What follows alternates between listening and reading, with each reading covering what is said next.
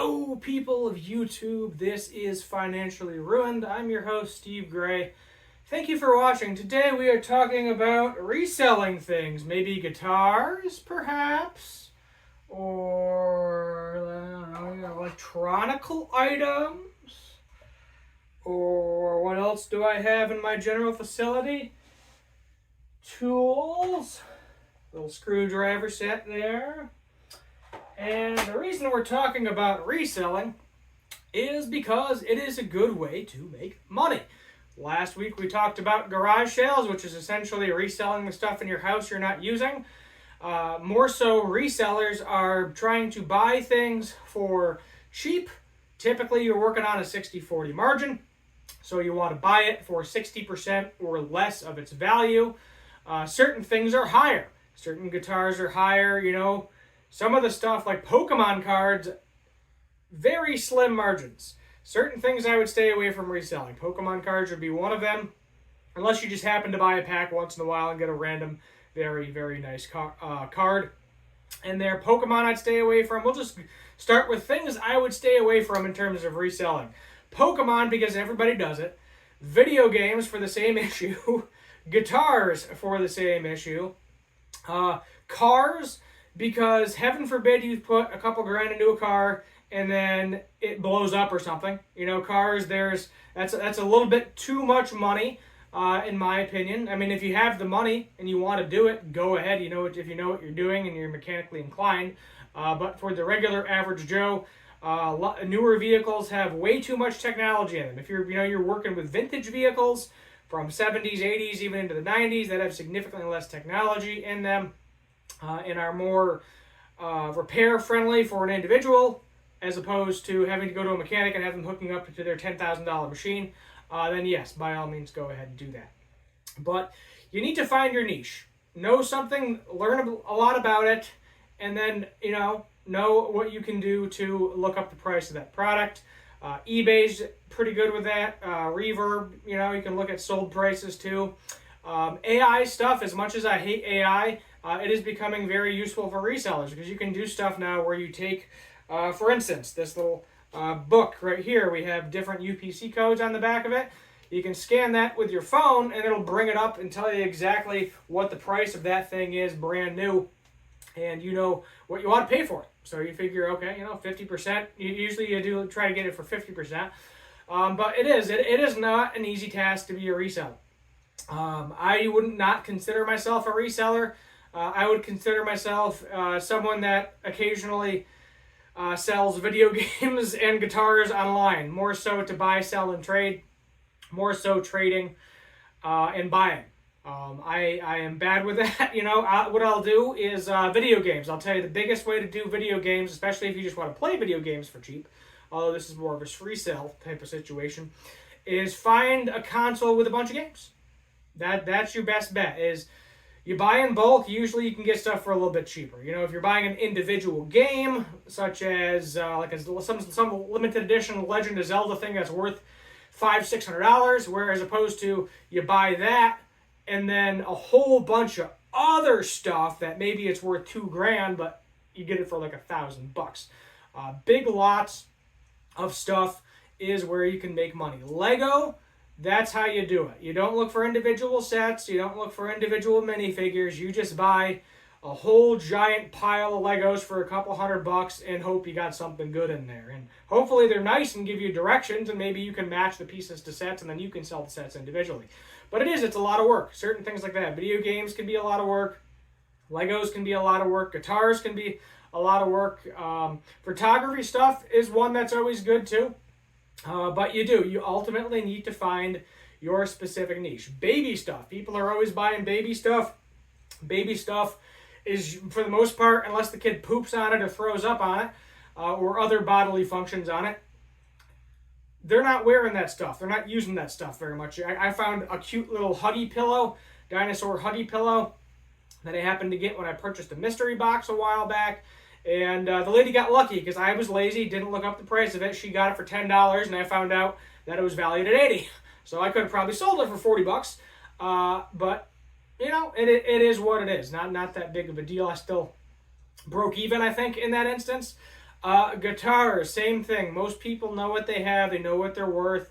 The cheaper stuff, yeah, if you can get like a cheapy Strat copy, like something like this, the Squire, for like $50 and resell it for $100, sure, you made $50, but you know, you're realistically trying to make more money. Books too, good thing to resell, but then those you're posting online. If you're trying to do it locally, it is significantly harder. So that is ultimately the work of a reseller. You can buy storage units. You can go to they call them bin stores, where basically they buy a whole bunch of like Amazon or Walmart or Target returns and they sell them for a really, really cheap price. That is an option too. You can just look locally. Craigslist, you go on Craigslist to the free section or Facebook to the free section. Something's cheap enough, you grab it, you post it. Furniture, that's all local. You don't want to ship furniture. That's going to be extremely expensive. Bigger, bulky items, dressers, same thing. That's also local. It might be worth a good amount of money, but it's heavy. It's awkward to move. You need multiple people sometimes, and the audience for it can be very slim, especially with certain antique stuffs. People that are 30 to 40 years old, not a lot of them, I would say, are really interested in antiques. 50 plus, sure. Why not? But there's a lot of antique stuffs out there. You know, the boomer generation is retiring and downsizing and getting rid of stuff. And stuff that's pennies on the dollar. It ain't really worth anything. Nobody wants it. That's the thing, too, is you need to know, whatever you decide to resell, you need to know your market. Because, sure, you could have gotten the Beanie Baby, the Princess Diana Beanie Baby, that 30 years ago sold for $1,000, and now it's worth about $10. That's what you got to know too. You don't want to hold on to stuff for a long time too. You don't want to buy a whole bunch of crap and then you're just stuck with it and it's clogging up everything and your house is just full of junk that you're waiting for someone to buy. You got to wrap it up. You got to put it in a box. You got to put a shipping label on it. You got to bring it down to the shipping place, whatever one you're using. There's you got 3 or 4 options available in the U.S. And then you got to ship it, and then you got to hope that it gets there in good shape. Maybe you pay for insurance depending on the price of the item, and then if it's bad, you got to take it back and refund the money. And it is a lot of work. It is not for the faint of heart. I try to do it locally. That is why when I do it to an extremely small scale.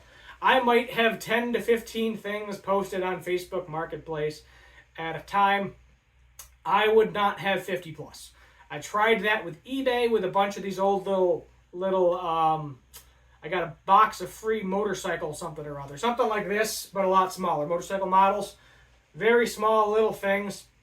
I had multiples of them, so many. And I sold them in groups of 5 to make my life easier. And realistically, I made like $100, $200, and I had to ship like 20 or 30 of those things. So, you're constant back and forth to the freaking post office. And yeah, the post office to me is relatively close. But I did have 1 or 2 of those where they wanted to return them because something got broke during shipping, unfortunately, no matter how well I packed it with bubble wrap.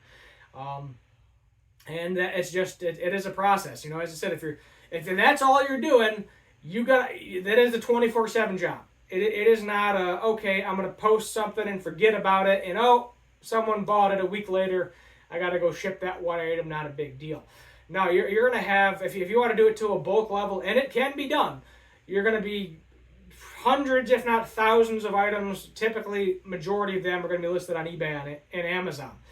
Then Amazon has their little affiliate thing where you can pay them essentially to have all of your stuff stored there and they ship it for you. So let's say you have a whole bunch of books you're trying to sell, for instance. You ship all the books, it goes in an Amazon warehouse, and then when someone buys it, they ship out the book, they package it, and then you get your money. But yeah, again, that is an expense. So a lot of things are expenses. Yes, there's a lot of things you can write off. You'd be able to write that off. You'd be able to write off losses. But the ultimate goal is to make money and not have significant losses. So there's just too many people that are trying to do it as a side hustle now, where I don't want to compete with them. That's the gist of it. I've gone to these bargain stores on restock day, and you got people that are, they got there, it doesn't open till 11, but they got there at 6 a.m. to be first in line to get all the power tools and the KitchenAid mixers and the high-ticket electronic items, TVs, whatever, because they want all that stuff because they want to resell it. And you are eating up all of your time. If you're doing it 100% and you're making good money, the majority of it is you're eating up a lot of your time. But guitars, for instance, guitars. I know a local reseller, he's done because he ended up having a kid and obviously wants to spend time with his kid, but that's all he did was instruments. He didn't even have a job. This was his job. Guitars, basses, music stuff was his job. He would spend all hours of the day looking on eBay and Reverb and Amazon and everywhere else for the cheap things that he could get and flip and put online and make money. And he wasn't a millionaire. I think he was, but he was still making like $40,000, $50,000 a year just doing that, which is pretty decent salary most of the U.S.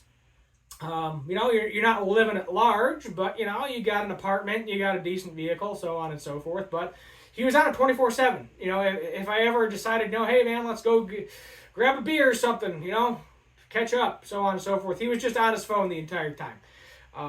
And it does. He's like, sorry man, I'm just 24/7 work mode. There's nothing I can do about it. And he's got like certain notifications for certain key words that pop up, and he'll get up in the middle of the night and buy something off of one of these online places as well. It's kind of crazy, but that's what you got to do. It's if you want to be a reseller, you're better off trying to create an invention, in my opinion, or do some sort of your own business. Pawn shops, that's essentially what they are. They're all resellers, but at the same time, people are coming to you. You're not going to them. You're not finding the stuff. They are coming to you. So that's also going to be on a local level. You may not be shipping. You might be shipping things. You might not be shipping things. So it's a lot of work at the end of the day. If you want to do it, power to you. Know your niche. Know what to stay away from. If you're certain categories, I wouldn't even waste my time because it's the market is so oversaturated with people doing it. They said Pokemon, video games, guitars.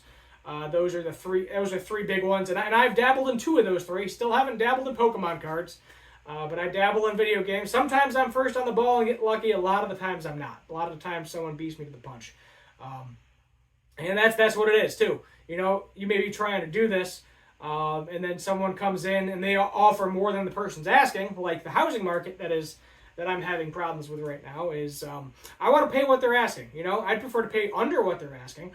But what ends up happening is people will overbid on things and also waive inspections, which is with housing, I think is really dumb to waive the inspection. Overbidding is one thing, but that's where I'm at with the housing market too.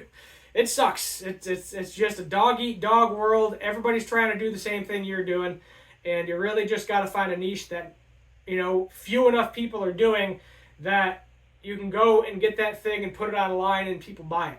But it also has to be popular enough that people actually buy the things. If you're getting a textbook on philosophy from the 70s that is no longer relevant, you can't sell that to a college student. You might sell it to a psychology professor or something, or someone in the mental health field. But that is not going to be as big of a market as brand new college textbook that classes are happening with this semester. So you got to be careful with it. You got to know, how much you're making. You got to keep track of everything. Keep track of every penny you spend and every penny you earn.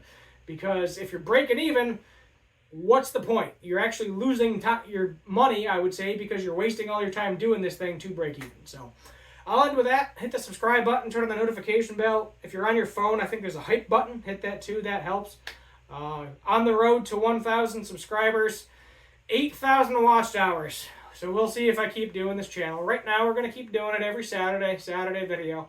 But if it becomes too much, I'm going to lean more into the guitar stuff, probably. Sorry, I like that niche a little better. Have a good one.